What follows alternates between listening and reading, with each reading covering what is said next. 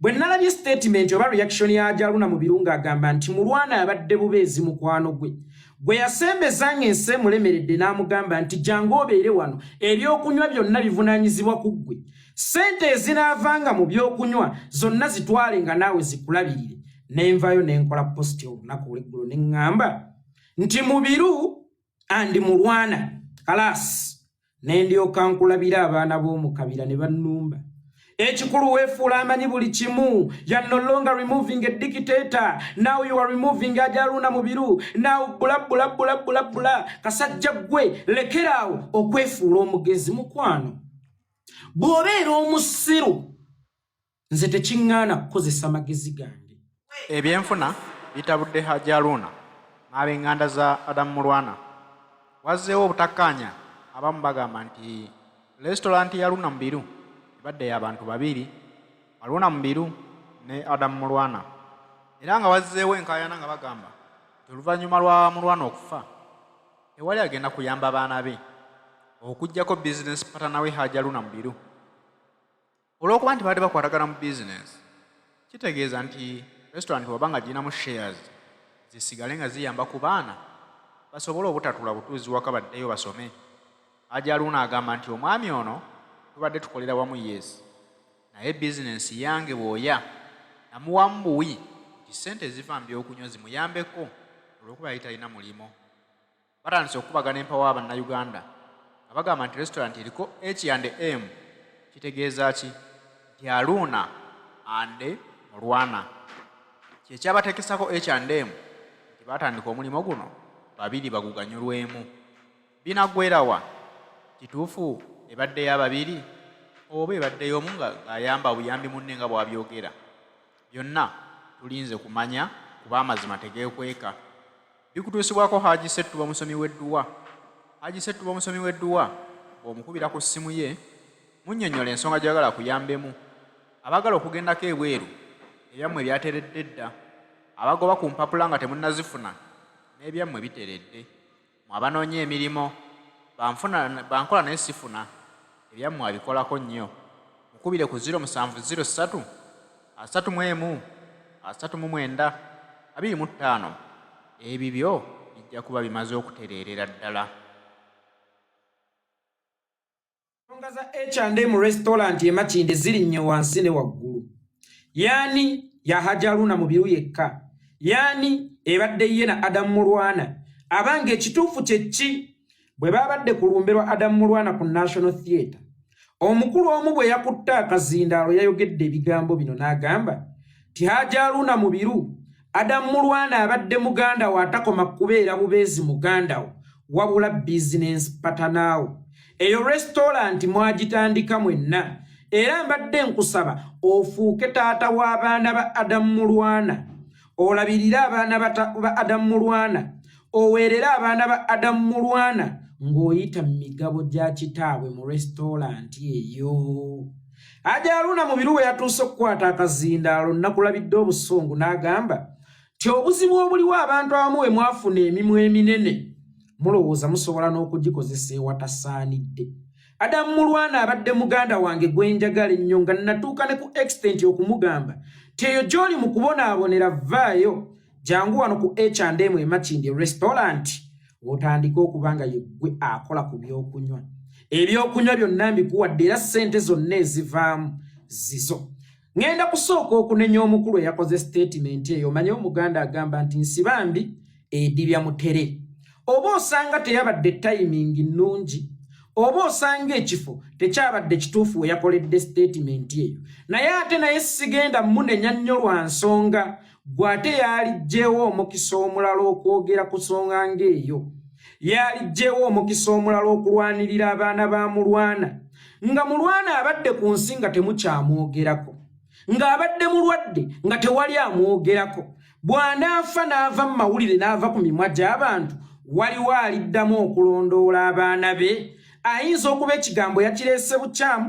obanga ne timing obanga n'ekifo naye tomunenya nnyo gwe gwabadde omukisa gwokka okuyisaawo ensonga ye kubanga omusajja oyo naye abadde mukwano gwa Mulwana bwe nalabye statement oba reaction ya Hajji Haruna mu birunga agamba nti Mulwana abadde bubeezi mukwano gwe yasembezanga ensi emulemeredde n'amugamba nti jangu obeere wano ebyokunywa byonna bivunaanyizibwa ku ggwe ssente ezinaavanga mu byokunywa zonna zitwale nga naawe zikulabirire nenvayo nenkola posti olunaku olweggulo ne ŋŋamba nti mubiru andi Mulwana kalaasi ne ndyoka nkulabira abaana b'omukabira ne bannumba ekikulu weefuula amanyi buli kimu. You are no longer removing a dictator. Now you are removing Hajji Haruna mubiru. Now bula kasajja gwe lekeraawo okwefuula omugezi mukwano.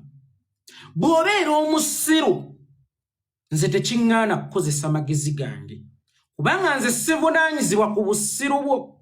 Bw'oba wazaalibwanga mu mabeere ga nnyoko temwali kiriisa kikuleetera magezi ate n'otagenda ku ssomero, I am not responsible.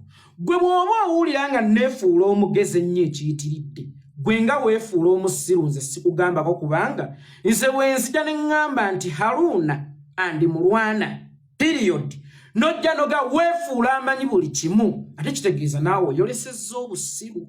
Kakati nga gwe bw'olina eddembe lyo okwolesa obusiru bwo nange ndeka njolesa amagezi gange.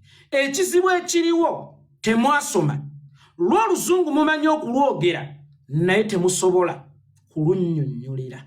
Lwaki navuddeyo ne ŋŋamba nti restaurant eyo ebadde ya Hajji Haruna mubiru na Adamu Mulwana lwa nsonga ti nze ne bwe situuka ku kintu kukirabako oba nze ne bwe sifuna ku mpapula ziraga bwannannyini ku restaurant eyo erinnya limmala bumazi okumanya ownership.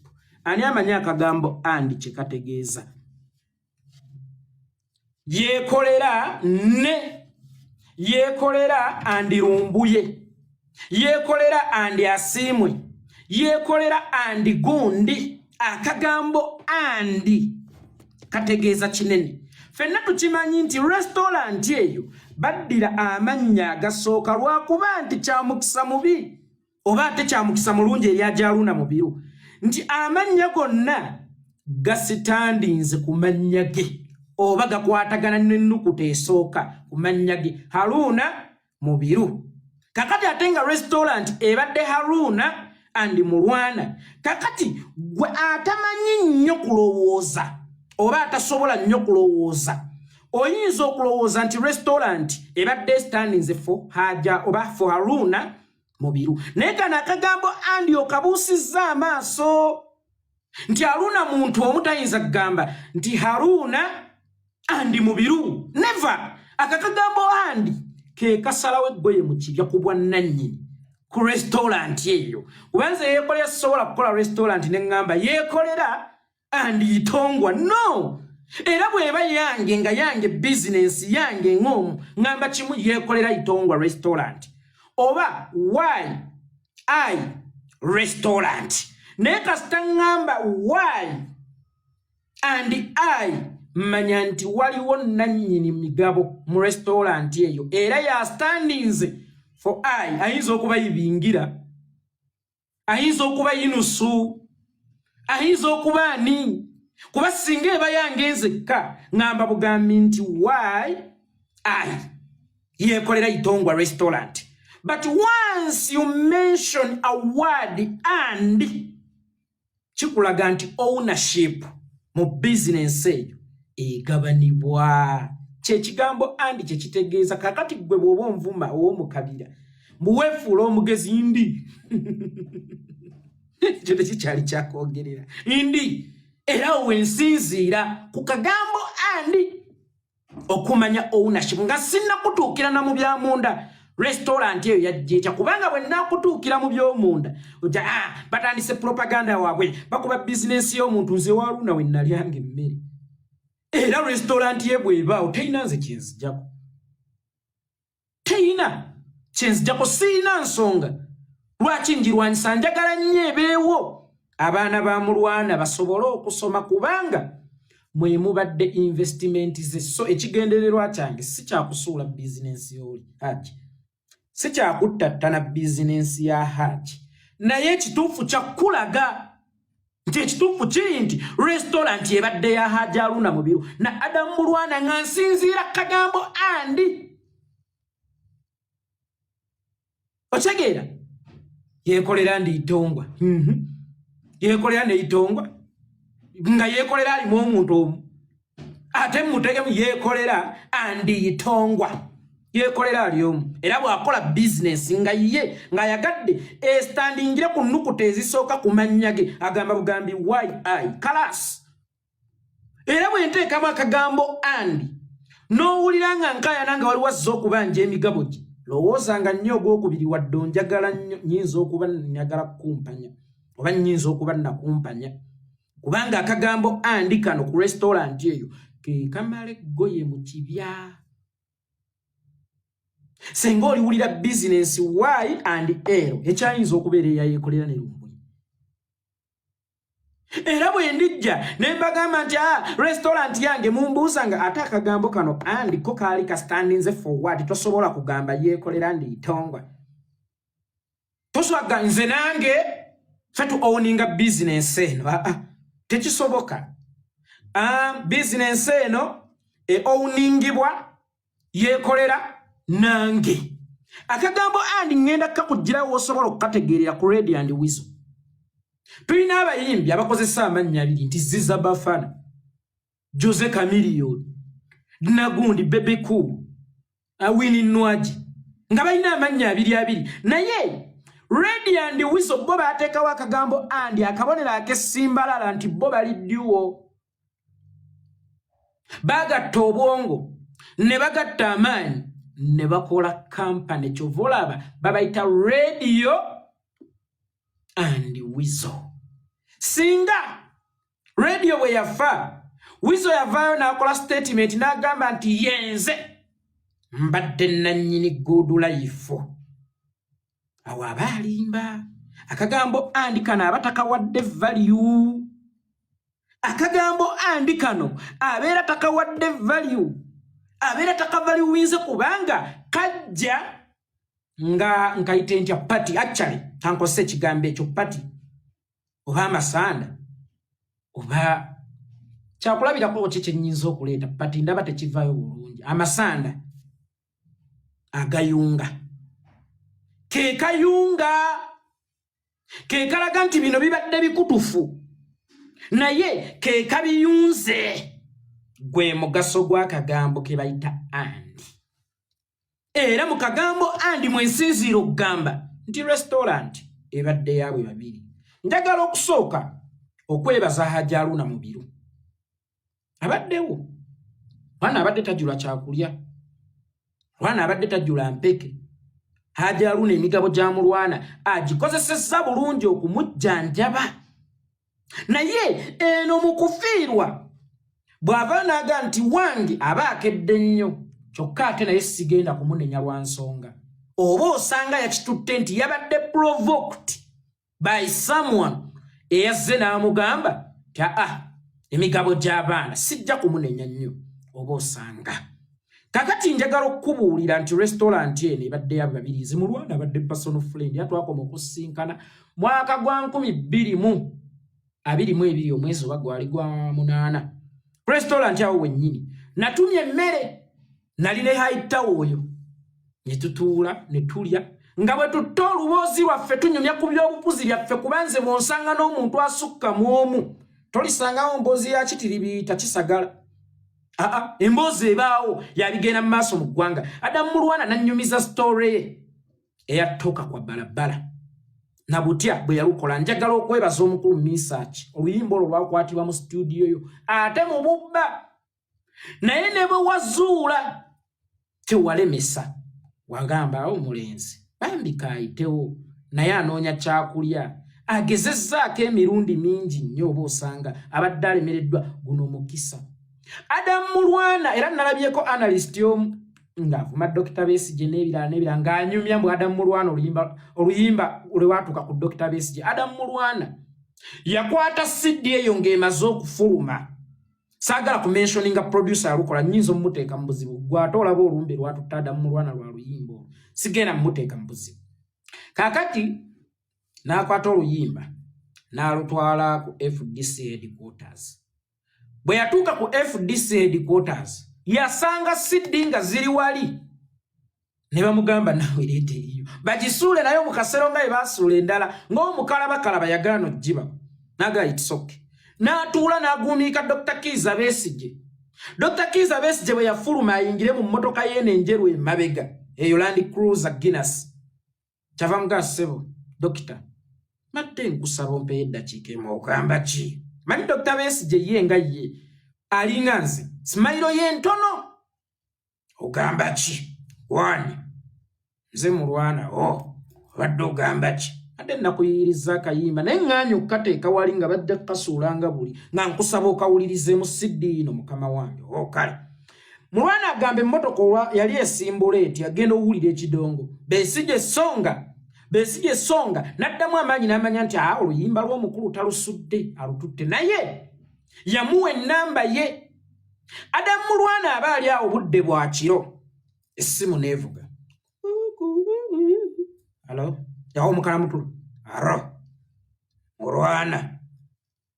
Nze Dr. Besigye. Jangu olunaku bwe luti ku office. Eyo yali turning point ya Adamu Mulwana teyadda mabega. N'akola ennamboole. N'agenda e South Africa. Yafuna ssente nnyingi nnyo.